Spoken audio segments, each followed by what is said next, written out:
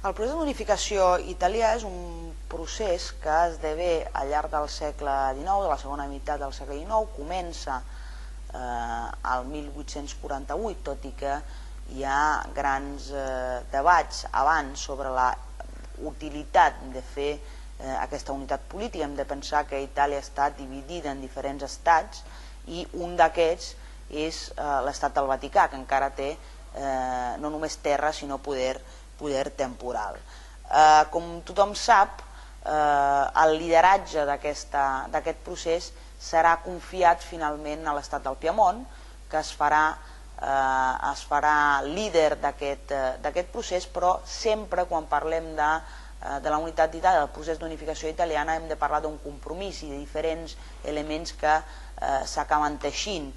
Per una banda, evidentment, hi ha una jugada política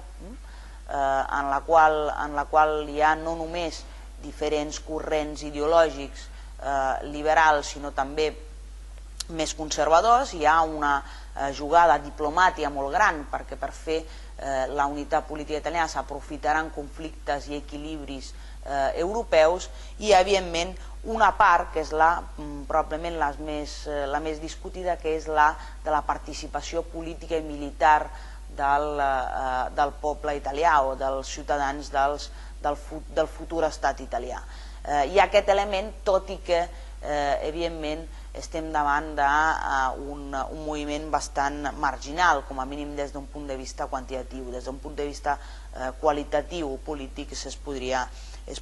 discutir més. La data de la unificació del 1861, que és quan, després d'haver unificat el nord a través d'una expedició militar, Garibaldi allibera o conquereix el sud, i després, com tothom recordarà per la pel·lícula del Gatto Pardo, comencen tota una sèrie de plebiscits que annexionen els antics estats de la península al regne de Piemont, i el 1861 s'acaba proclamant el regne d'Itàlia. Queda un problema que és molt gran, que és el problema de Roma i el problema de la relació amb el Vaticà. El 1870, aprofitant un cop més dels equilibris internacionals, finalment els piemontesos, tal com li deien en aquell moment, entren a Roma i alliberen Roma, uneixen tota la zona de l'antic estat del Vaticà al regne d'Itàlia, però la ferida amb el Vaticà i per tant amb el conjunt dels catòlics quedarà oberta. De fet, no serà fins ben entrat al segle XX que